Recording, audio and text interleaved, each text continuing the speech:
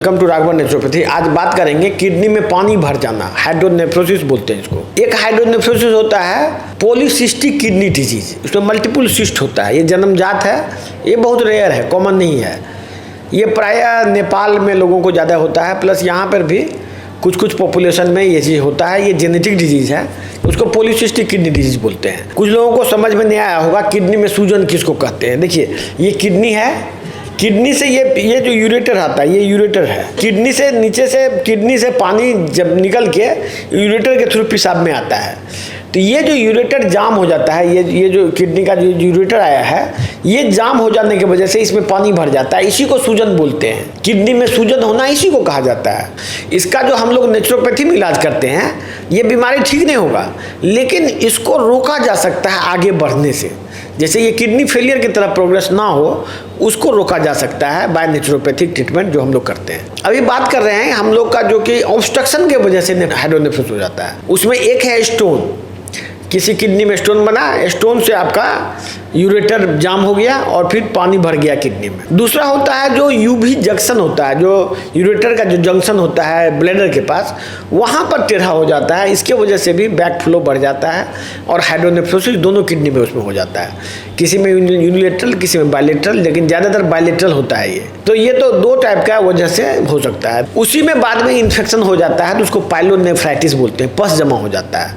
ये दोनों ही operative procedure है। लेकिन हमारे पास जो मरीज आते हैं, हम लोग देखते हैं कि नेचुरोपैथिक ट्रीटमेंट से भी ये ठीक हो जाता है। इसके बाद तीसरा कंडीशन है प्रोस्टेट का बढ़ जाना। प्रोस्टेट और यूरेथ्रा, यूरेथ्रा में स्ट्रक्चर हो जाता है, मतलब यूरेथ्रा में कोई घाव जैसा हो गया, और इसके बाद प्रोस्टेट बढ़ जाने से भी यूरेथ्रा जाम हो जाता है और फिर वो बैक फ्लो की वजह से हाइड्रोनेफ्रोसिस हो जाता है। ये भी बाय नेचुरोपैथी क्योरेबल डिजीज है, ठीक हो जाता है ये। बहुत सारे लोग बोलेंगे आपको कि प्रोस्टेट में ऑपरेशन करा लीजिए, लेकिन हम लोग सीरियसली मना करते हैं कि प्रोस्टेट का कोई भी बीमारी हो आप ऑपरेशन में मत जाइए। आप ऑपरेटिव प्रोसीजर में जाएंगे तो आपको बूंद बूंद पेशाब होता रहेगा, बाद में आदमी का लाइफ बहुत ही खराब हो जाता है। जबकि ये बीमारी विदाउट ऑपरेशन ये क्योरेबल डिजीज है, ये ठीक हो जाता है। ये नेचुरोपैथी के ट्रीटमेंट से, कुछ डाइट फॉलो करने से, थोड़ा मोड़ा योगासन से, मेनली डाइट से, ये टोटली क्योरेबल डिजीज है। इसमें कुछ भी करना नहीं होता है, सिंपली ये ठीक हो जाता है। इसके बाद चौथा बीमारी है प्रोस्टेट कैंसर। प्रोस्टेट कैंसर भी एक बहुत ही डरावना और भयावह बीमारी के रूप में एलोपैथिक में पेश किया जाता है। लेकिन हम लोग जो नेचुरोपैथी में देखे हैं, जो भी लोग आया है कैंसर के इलाज करने में, प्रोस्टेट कैंसर बहुत ही ईजिली क्योरेबल डिजीज है। ये कोई बड़ी बीमारी नहीं है, क्योंकि ये हार्मोन सेंसिटिव होता है। तो हमारे ट्रीटमेंट में जो हार्मोनल ट्रीटमेंट होता है, जो हमारा नेचुरोपैथी का, और जो भी हमारा ट्रीटमेंट है, उससे कैंसर खत्म ही हो जाता है। कैंसर की बड़ी बीमारी नहीं है।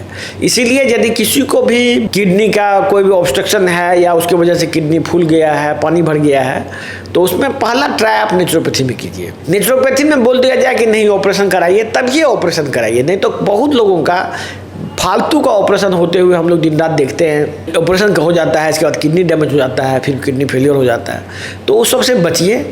आपको जो भी प्रॉब्लम है नेचुरोपैथिक इलाज लीजिए। धन्यवाद।